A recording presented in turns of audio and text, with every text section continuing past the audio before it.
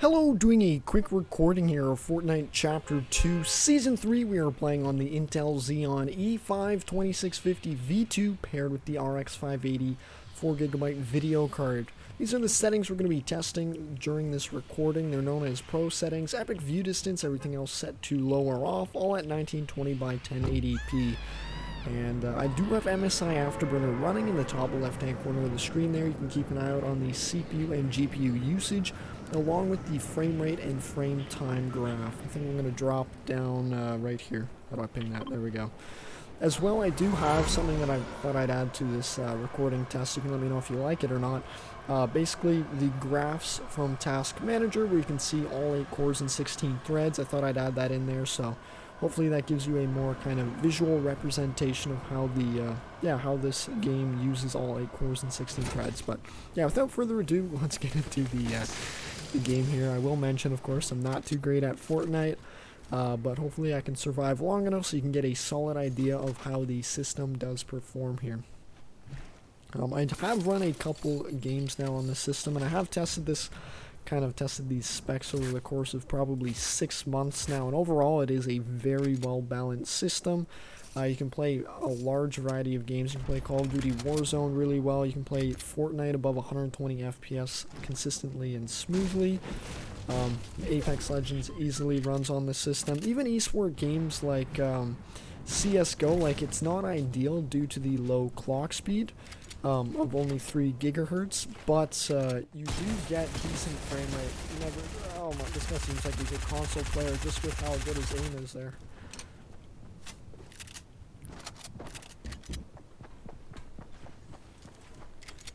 We are out of mats, which is unfortunate.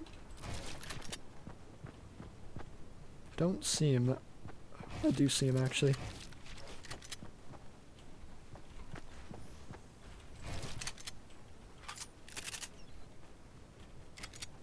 Alright, you know what? We're just gonna jump down.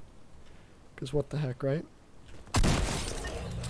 Like, what the heck, right? Like, there's no point in being scared, honestly. Because if we die, then I'm dead, and then I just move on to the next recording and stuff. But, oh man, there's another player coming.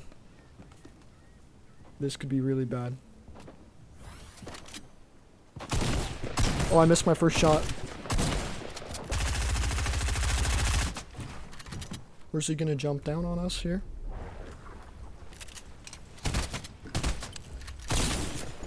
Oh, that was pretty decent. Come on, reload faster. Oh my goodness, that was pretty nice and smooth there.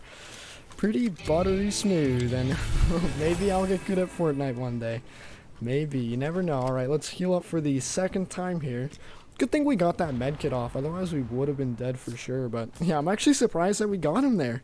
Like, I mean, the frame rate's nice and consistent. It's nothing like 300 FPS, but 120 FPS, you compare that easily with like a 144 Hz monitor, because it's not like we're staying 120 cap there. We're going above it in certain cases. And then, of course, in certain parts of the map, it does go a little bit below that. But yeah, overall, I'm very impressed with how this is running here. I mean, of course, if you can afford something like a Ryzen 3 3300X, get yourself some nice, like, 3600 megahertz memory, a nice, I don't know, 1660 Super, you can definitely get a lot better frame rate than this.